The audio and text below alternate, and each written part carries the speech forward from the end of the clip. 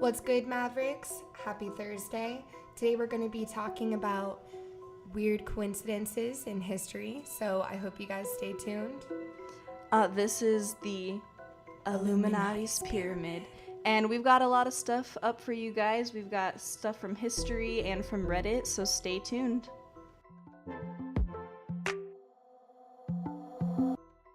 Hey guys, what's up? Hope your Thursday is going well. So we're starting off our collection of coincidences at Reddit, and I found a few interesting ones under a subreddit that was, what is the craziest coincidence you've ever experienced? And this man started off being at a Six Flags when he was told that he had to take his Swiss Army knife with a 1-inch blade out of his pocket for safety reasons. Yeah, so he was thinking about hiding it somewhere, and he saw this little wood chip on the ground and picked it up and found out that it was another Swiss Army knife. So he set it next to the other Swiss Army knife, and when he came back, the other one was gone, and there was a smiley face etched into the ground next to his. I can just imagine this right now, like them both wearing some kind of camo somewhere. Maybe like a hat, maybe a Bass Pro Shop hat. They've got like a fish hook on their hat. I bet they would be best friends if they met. Yeah, so pretty interesting. Stay tuned. We've got some history coming up for you. History. This is where it gets real spooky. Stay tuned. What up? Hey, what's up? So we got some historical stuff for you since I guess this is a college station. It seems fitting. So John Wilkes Booth, if you're in college, you probably know who he is. He murdered Abraham Lincoln, but he had a family, and his brother saved Lincoln's son in the Civil War when he was wounded. And what's crazy about that is he went on to murder, his brother went on to murder Abraham Lincoln. So these are two family ties that seem too weird to be a coincidence, and you have to think, was there some kind of underlying like government, like they wanted to up the government or something? I don't even know. But the weird part that makes this kind of strange is that Lincoln's son went on to witness not one, not two, but 3 presidential assassinations. Interesting. There, like how you don't just witness that. First of all, you're a son of a dead president. I didn't think that you would somehow be such a close acquaintance to all these other presidents. I mean, I don't think that's common. Yeah, that's interesting. But maybe he went on to like fulfill his father's legacy and went into government. I don't know. I never Maybe really he's just learned cursed. about that. But yeah, true. It's just the curse of assassinations. The I curse guess of the that's Abe. the worst. But thanks for tuning in to mabradio.fm, and stay tuned for more spooky conspiracies. Skirt. Hey, what's up, you guys? Hey, so we got some more spooky coincidences for you.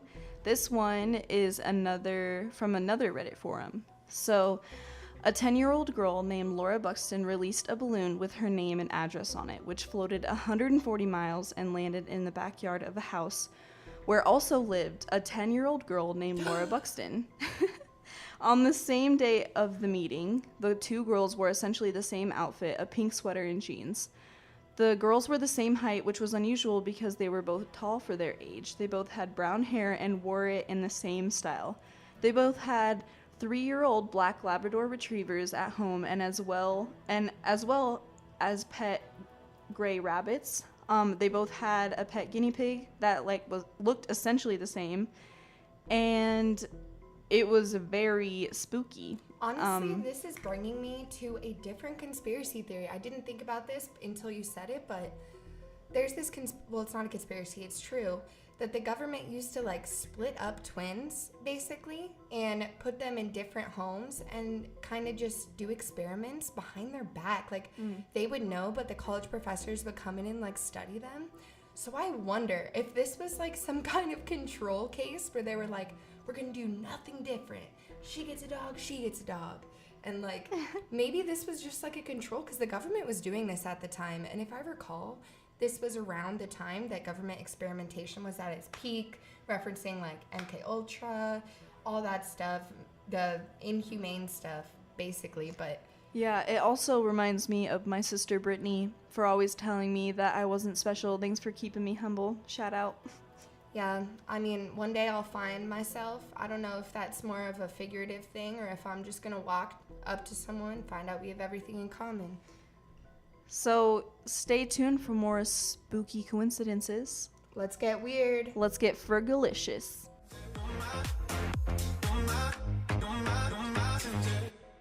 Hey, what's up, you guys? So we're going to be talking about more political stuff going on. Well, political as in 200 years ago political. So here is the deets. By remarkable coincidence, Jefferson and Adams died on the same day, Independence Day, in 1826, the 50th anniversary of the adoption of the Declaration of Independence. Adams' last words were, "Thomas Jefferson still survives, though his old friend and political advisory had died a few hours before." And this gives me straight flashbacks of National Treasure, if you remember that scene. No, I don't. That's such a good movie, Erin. I haven't seen it. I'm sorry. Oh, my older brother's kind of a nerd, so we always used to watch History Channel. And when that movie came out, it was the family movie. Yeah, I think it's crazy they died just hours apart. Maybe it was from heartbreak because they were friends, you know? Oh, from heartbreak. I never thought of it like that. But I think they were the last signers who were both alive. So I don't know.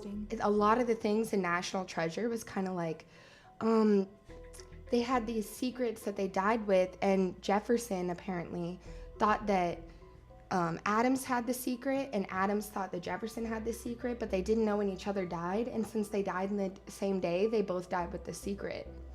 Ooh, and that's like a next level, like, take it to the grave. Yeah, that's like some Illuminati's pyramid, like yeah. Illuminati's skyscraper.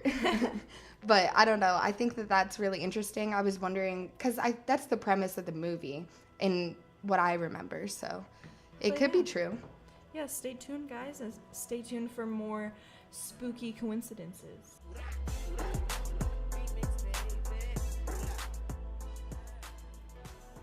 You're back with Illuminati's pyramid. We got some more off-brand history for you that you probably didn't learn in school. Yeah, so in 1660, a ship sank in the Dover Straits.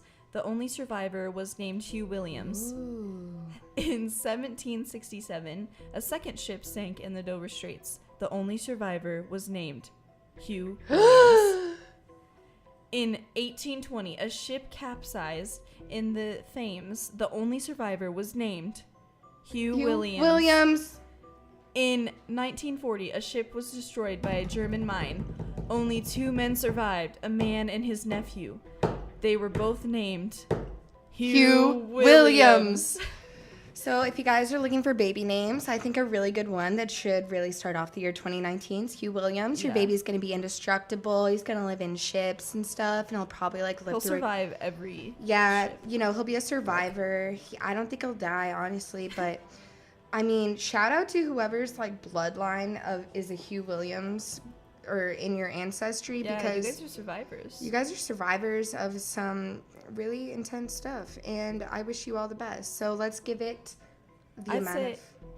so out of 1 to 5 Illuminati pyramids, 1 being you don't believe it, 5 being you do believe it. What am I believing in? That this happened. I don't know. Like that this is a crazy coincidence. That it freaks me out. Okay, it is a crazy coincidence, but I'm gonna go with Williams is probably like one of the most generic names, and Hugh also at the time. Okay, this is actually over a course of 300 years, so let's go with that's pretty weird coincidence. Just it's only the fact that they're both only names that are linking them that I'm gonna give it a 3 out of 5. Yeah, I'd give it a 4 out of 5 because it's just insane that it's the same name, Hugh Williams. If they were all the same age, if they were all like something weird, they all looked alike, maybe I would give it a 4 out of 5, but I need to get a little spookier. Yeah, true. Okay, well, next week we won't be live, but listen on mavradio.fm for our podcast. So thanks for listening, and stay tuned for Shane's show right after this. See you later. Stay spooky. Yeet.